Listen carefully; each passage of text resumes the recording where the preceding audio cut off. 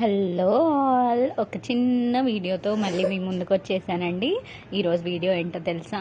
బిర్యానీస్లోకి కానీ, పులావ్లోకి కానీ, లేకపోతే ఫ్రైడ్ రైస్లోకి కానీ అలా సింపుల్గా రైతా ఎలా చేయాలో చూపిస్తానమాట. చాలామంది డిఫరెంట్ స్టైల్లో చేస్తారు రైతా, కానీ నేను సింపుల్, క్విక్ అండ్ ఈజీ స్టైల్లో రైతా ఎలా చేయాలో చూపిస్తాను.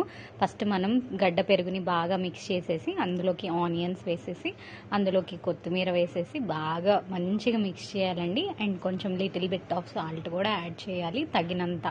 మనం ఎంత పెరుగు తీసుకున్నామో దాన్ని బట్టి సాల్ట్ కూడా యాడ్ చేసి మంచిగా స్టిర్ చేయాలి చక్కగా. అసలు చూడండి ఎంత బాగుందో.